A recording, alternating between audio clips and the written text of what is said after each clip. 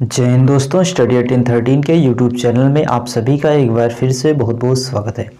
ठीक है, आज हम हल करने वाले हैं प्रश्नावली 9 के यानी त्रिकोणमिति के कुछ अनुप्रयोग का क्वेश्चन नंबर चौथा, पांचवा, छठा और सातवां। ठीक है, 4 क्वेश्चन हल करेंगे। तो देखिए चौथा क्वेश्चन हल करते हैं। इसमें क्या दिया गया है कि भूमि से 60 मीटर की ऊंचाई पर, यानी भूमि से 60 मीटर की ऊंचाई पर एक पतंग उड़ रही है। ठीक है, यानी जमीन है उससे 60 मीटर की ऊंचाई पर एक पतंग उड़ रही है। पहले क्वेश्चन को अच्छे से समझ लेंगे, क्वेश्चन को अच्छे से समझेंगे, उसके बाद फिगर बनाएंगे। अगर हम फिगर अच्छे से बना लेते हैं तो 50% या 60% मान के चलिए कि चांस हो जाता है कि हमारा क्वेश्चन एकदम सही होगा। ठीक है, तो क्या दिया गया है कि भूमि से 60 मीटर की ऊंचाई पर एक पतंग उड़ रही है और पतंग में जो लगी डोरी है, यानी जो पतंग जिस डोरी से बंधी हुई है वो अस्थायी रूप से एक बिंदु से बांध दिया जाता है। अब देखिए हम यहां पर बना लेते हैं। जैसे मान लो यहां पर क्या है, बिंदु है। बिंदु कौन सा है? जहां से पतंग बांधी गई है। ठीक है, इस बिंदु से पतंग बांधी गई है तो अब पतंग सीधे तो उड़ेगी नहीं एकदम से, या तो उस साइड में जाएगी या इस साइड में जाएगी। ठीक है, पतंग क्या होगी? तिरछी होगी। तो यहां से मान लेते हैं एक पतंग की ये डोरी हो गई। ठीक है, और पतंग की ऊंचाई कितनी है? 60 मीटर है। ठीक है, तो यानी इसकी जो सीधे सीधे ऊंचाई है वो कितनी है? 60 मीटर। यानी जमीन का तल ये है तो पतंग उड़ेगी कैसे? तिरछी उड़ेगी। ठीक है, तो ये अस्थायी डोरी हो गई पतंग की, और पतंग की डोरी हो गई तो ये जहां पर पतंग उड़ रही है, यानी जिस स्थान पर पतंग उड़ रही है उससे जमीन का जो यानी का नीचे का जो पूरा टोटल यहां से लेके यहां तक की दूरी है वो कितनी है? 60 मीटर की। कितनी है? 60 मीटर की। अगर यहां बनाना चाहें तो एक पतंग बना सकते हैं। जैसे पतंग बना लें इसे। ठीक है, ये हो गई ये पतंग उड़ रही है। अब यहां से देखिए इसकी दूरी कितनी है? 60 मीटर की। इसको भी हम क्या करेंगे? आपस में मिला देंगे। इसको भी क्या करेंगे? आपस में इसे मिला देते हैं। ठीक है, ये क्या बन गया है? हमारा फिगर बन गया। इसमें एक बार फिर से समझ लेते हैं क्या क्या दिया है। भूमि से 60 मीटर की ऊंचाई पर, यानी भूमि से 60 मीटर की ऊंचाई पर एक पतंग उड़ रही है। यहाँ पे क्या हो रहा है? एक पतंग उड़ रही है और पतंग में लगी डोरी को अस्थायी रूप से एक बिंदु से बांध दिया गया। इसमें जो डोरी लगी है इसको कहां बांध दिया गया? भूमि पर एक बिंदु से बांध दिया गया। उसके बाद भूमि के साथ डोरी का झुकाव 60 अंश है। यानी ये जो भूमि है इसके साथ ये जो डोरी है इसका झुकाव कितना है? 60 अंश का है। ठीक, उसके बाद यह मानकर कि डोरी में कोई ढील नहीं, यानी डोरी एकदम तनी हुई है, कोई भी ढील नहीं है। डोरी की लंबाई ज्ञात करो। तो ये जो पतंग वाली डोरी है ना, इसकी लंबाई को हमें ज्ञात करना है। ठीक है, अब देखिए कैसे ज्ञात करेंगे। यहाँ पे हम नाम दे देते हैं ABC। ठीक है, ये इसका नाम हो गया। हमें डोरी की लंबाई ज्ञात करनी, तो डोरी कौन सी है? ये वाली डोरी है। इसकी लंबाई ज्ञात करनी तो इसको हम मान लेते हैं x। ठीक है, इसको क्या मान लेते हैं? x। यानी मान लिया हम डोरी की लंबाई x मीटर है। ठीक है, मीटर में मानेंगे कि सेंटीमीटर में मानेंगे? तो हमारा जो मान जिसमें होता है उसी में मानते हैं। अगर मीटर में दिया गया है तो मीटर में मानेंगे, सेंटीमीटर में दिया होता है तो सेंटीमीटर में। तो इसको हल करते हैं। तो देखिए क्या दिया गया है। इसमें जो जो दिया गया है वो लिख लेते हैं हम। ठीक है, यानी भूमि के बिंदु से पतंग की ऊंचाई कितनी है? 60 मीटर। यानी भूमि से पतंग की ऊंचाई, भूमि से पतंग की ऊंचाई यानी कि इसका नाम क्या है? BC। तो BC बराबर कितना है? 60 मीटर। यानी भूमि से पतंग की ऊंचाई 60 मीटर है। ठीक है, और भूमि के बिंदु से, यानी माना भूमि के बिंदु से पतंग की दूरी, यानी इस बिंदु से पतंग की दूरी क्या होगी? उसकी डोरी की जो लंबाई है, या सीधे लिख लेते हैं हम डोरी की लंबाई। पतंग की मान लेंगे इसको, माना पतंग की डोरी की लंबाई यानी क्या है? लंबाई AC। यहाँ पे लिख लेते हैं AC बराबर x मीटर। ठीक है, ये हम मान लिए उसकी डोरी को। अब हमें डोरी की लंबाई याद करनी। हमेशा एक चीज ध्यान रखिएगा कि हमें जो ज्ञात करना है उसको ऊपर रखेंगे तो ये कौन सा मान है? कर्ण वाला है। तो कर्ण को ऊपर रखेंगे और बटे में क्या रखेंगे? जो मान हमें दिया रहेगा। तो क्या दिया गया है? लंब दिया गया है। ठीक है, तो कर्ण बटे लंब किसका होता है? कर्ण बटे लंब होता है कोसेक थीटा का। ठीक है, कोसेक थीटा बराबर होता है कर्ण बटे लंब की। ये चीज हमेशा, ये ट्रिक हमेशा लगाइएगा, अपनाइएगा, कभी भी कोई भी क्वेश्चन गलत नहीं होगा। तो यहाँ हम लगाएंगे, क्या लगाएंगे? सबसे पहले तो लगाएंगे हम त्रिभुज ABC में, क्योंकि किस त्रिभुज में हल कर रहे हैं? ABC में।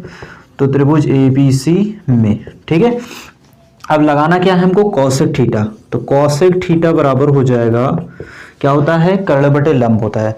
तो कर्ण क्या है, AC है, हम उसका नाम रखेंगे AC बटे लंब क्या है, BC है। लंब कितना है, BC है।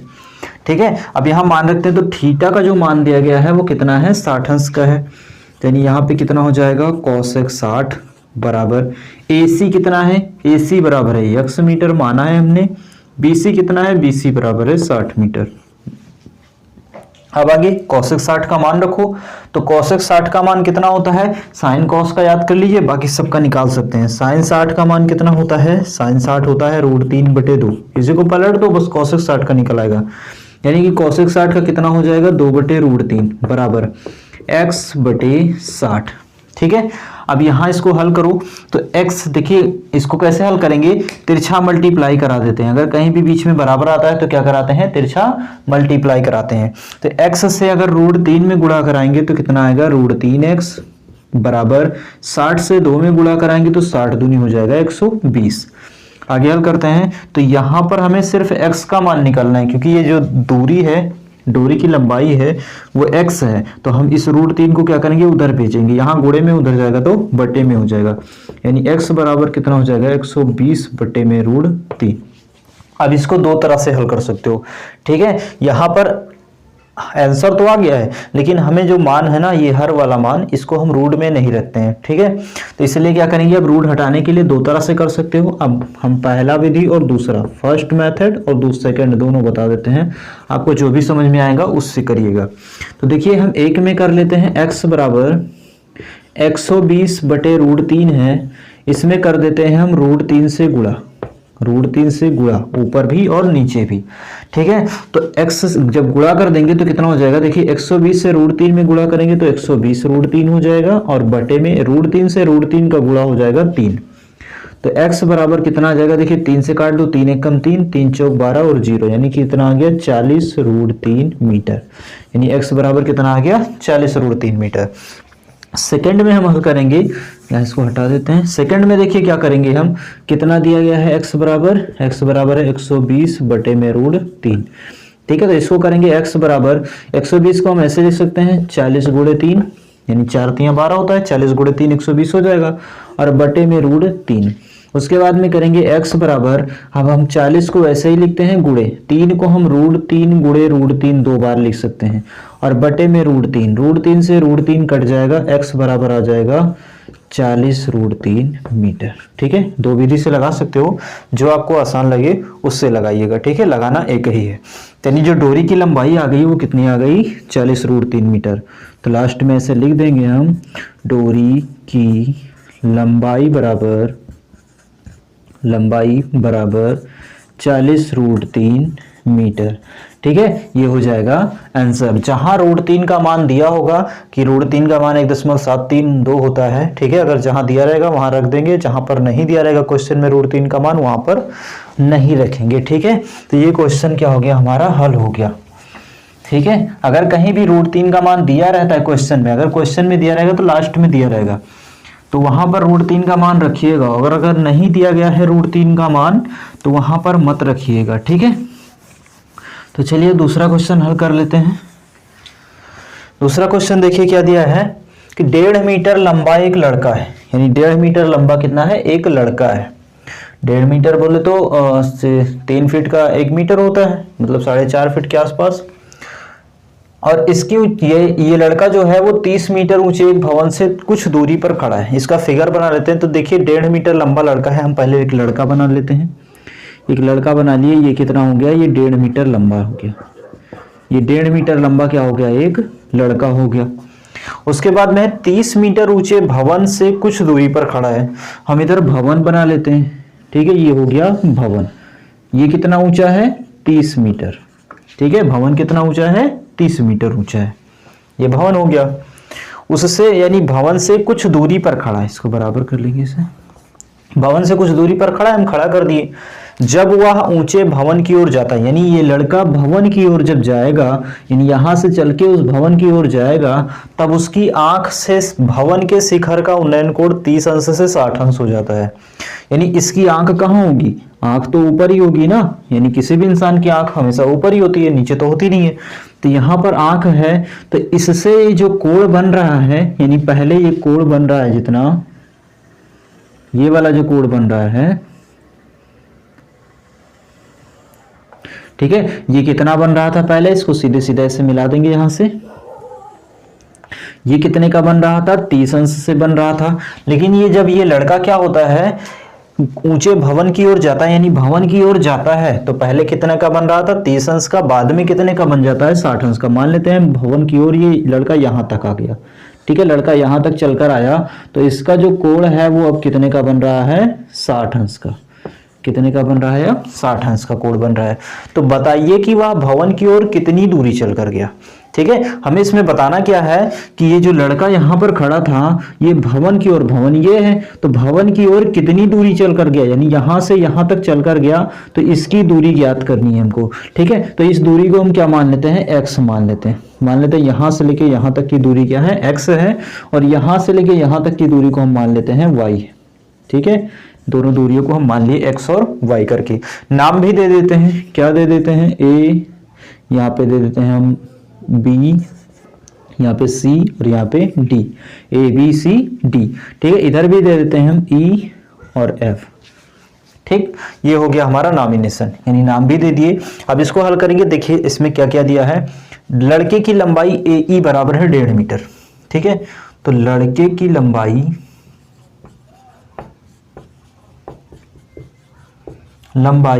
यानी कि AE बराबर कितना है, 1.5 मीटर, यानी 1.5 मीटर।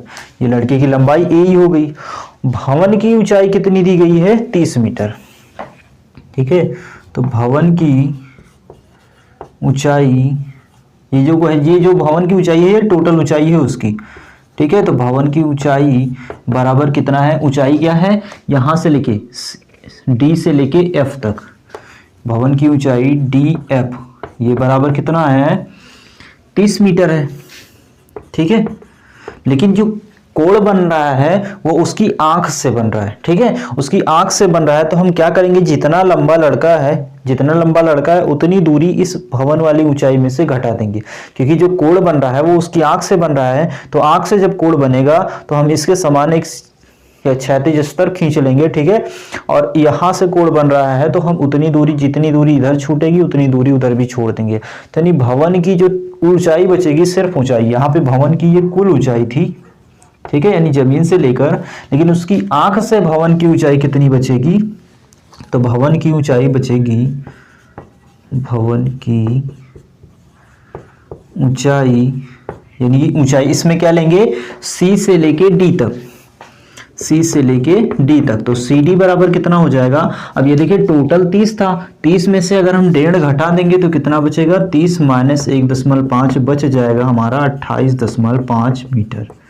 ठीक है, क्योंकि 30 में से 1.5 घटाओगे कितना बचेगा, 28.5 ही तो बचेगा। तो यानी ऊंचाई कितनी हो गई भवन की, 30 मीटर हो गई।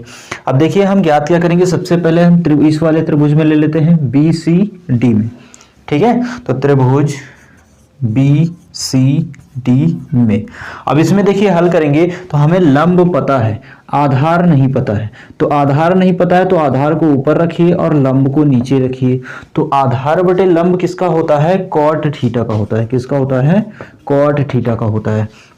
तब यहां पर देखिए अगर हम कॉट थीटा लगा दें, क्या लगा दें, कॉट थीटा बराबर, तो क्या होता है, कॉट थीटा आधार बटे लंब होता है, लेकिन यहाँ आधार क्या है, BC है, और लंब क्या है, CD है। आधार क्या हो गया, BC हो गया, और लंब क्या हो गया, CD हो गया।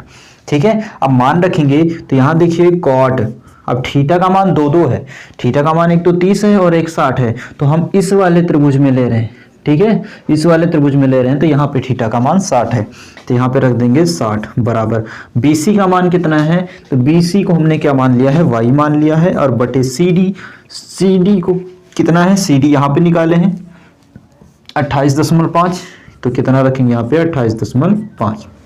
अब यहाँ से हम y का मान निकालते हैं, तो cot 60 का मान कितना होता है, cot 60 का मान होता है 1/√3।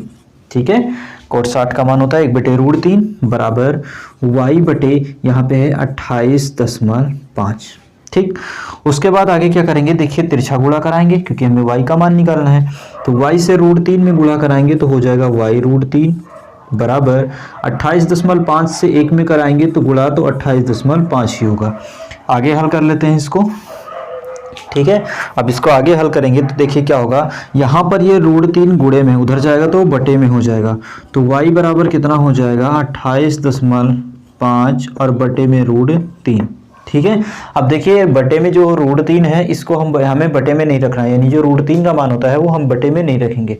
बटे में जो मान रहेंगे वो सारे अंडर रूट में नहीं होते हैं। तो यहाँ हम क्या करेंगे, इसका परिमेयीकरण करा देते हैं। ठीक है, परिमेयीकरण करा देते हैं। तो y बराबर कितना हो जाएगा 28.5 से √3 में गुणा कराएंगे तो 28.5 √3 और बटे में √3 से √3 का गुणा कितना हो जाएगा 3 हो जाएगा। ठीक है, अब यहाँ देखिए हम इसको और आगे आसान कर सकते हैं। y बराबर देखिए यहाँ से अगर हम दशमलव हटा दें तो यहाँ कितना बढ़ जाएगा 0 बढ़ जाएगा। अब 3 से अगर काटें तो 3 दहम 30 कट गया ना, 3 दहम 30। यहाँ 3 से काटेंगे तो कितना हो जाएगा 3 9 27 बचा 1, उसके बाद 15 हुआ, 3 बचे 15। और आगे काटेंगे तो यहाँ देखिए 5 दूनी 10 और यहाँ पे 5 1 कम 5 बचा 4, 45 हुआ, 5 9 45। ठीक है, और अगर 2 से 19 को भाग कर देंगे तो कितना बचेगा, 2 से 19 को भाग कर देंगे तो कितना बच जाएगा। देखिए 2 से 19 को भाग करेंगे तो 2 9 18 बच गया, 1 दशमलव लगाओ 0 बढ़ाओ और 2 पंजे 10 यानी 9.5 बचा। तो y का मान कितना आ गया 9.5 √3। ठीक है, इतना आ गया y का मान। ये जो y है इसका मान कितना आ गया 9.5 √3। ठीक है, अब देखिए हमें x का मान हमें ज्ञात करना है। अब x का मान कैसे ज्ञात करेंगे, अब हम पूरे त्रिभुज में ले लेते हैं, यानी त्रिभुज ACD में। ठीक है, त्रिभुज ACD में, तो त्रिभुज ACD में अब इसमें हल करेंगे तो देखिए इसमें कैसे हल करेंगे, यहाँ पर भी हमें लंबाई पता है यानी लंब पता है और टोटल आधार नहीं पता है, क्योंकि अब हमें आधार टोटल लेना है, यहाँ से A से लेके C तक इतने का आधार तो पता चल गया कितना 9.5 √3, लेकिन इसका मान नहीं पता है। तो यहाँ अब इसमें जो आधार रखेंगे हम वो टोटल रखेंगे x + y दोनों को जोड़ करके। ठीक है, यहाँ से लेके वहां तक। तो ये कौन सा त्रिभुज होगा ACD, त्रिभुज ACD में। अब हमें आधार ही ज्ञात करना है तो आधार बटे लंब ही लगेगा, यानी लगेगा क्या cot थीटा बराबर फिर से वही आधार अब कितना हो जाएगा AC हो जाएगा और लंब तो वही रहेगा क्या CD। ठीक, अब यहाँ पर थीटा का जो मान होगा वो 30 अंश होगा क्योंकि हम पूरे में ले रहे हैं। तो cot 30 बराबर AC, A से C तक की दूरी क्या होगी x + y होगी, x + y और बटे में CD। CD कितना है, CD का मान हमने निकाला था 28.5। ठीक है, ये y है। अब आगे देखिए क्या करेंगे, cot 30 का मान कितना होता है √3 होता है। cot 30 का मान कितना होता है √3 होता है। ठीक है, यहाँ पे x का मान हमें निकालना है तो x प्लस अब y का मान जो निकाले हैं वो यहाँ पर पुट कर देंगे यानी रख देंगे।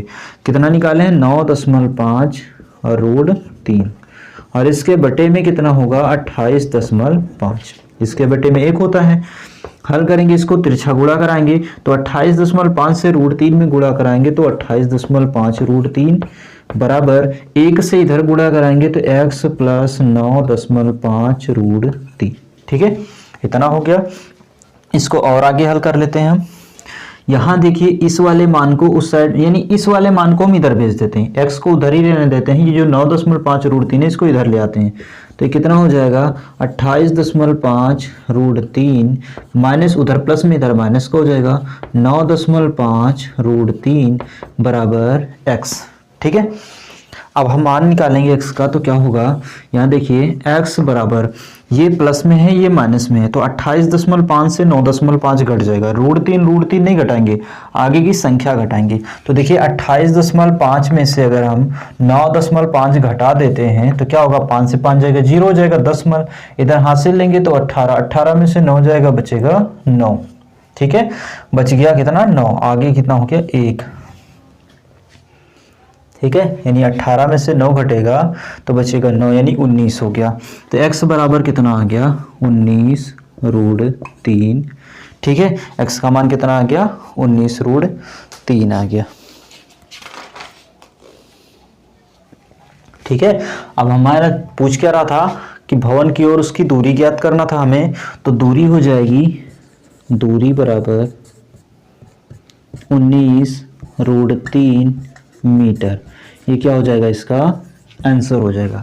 ठीक है दोस्तों, तो आशा करते हैं दोस्तों कि आपको वो दोनों सवाल बहुत अच्छे से समझ में आ गए होंगे। ठीक है, तो आगे के 2 क्वेश्चन हम अगले वीडियो में हल करेंगे, नहीं तो वीडियो बहुत ज़्यादा लंबी हो जाएगी। तो उससे पहले अगर आप हमारे यूट्यूब चैनल पर नए हैं तो हमारे यूट्यूब चैनल स्टडी 1813 को सब्सक्राइब करके बेल आइकन को दबा लीजिए, जिससे हमारे द्वारा डाली गई वीडियोज़ की सभी नोटिफिकेशन आपको सबसे पहले मिल सके। ठीक है, तो मिलते हैं नेक्स्ट वीडियो में, तब तक के लिए जय हिंद, जय भारत।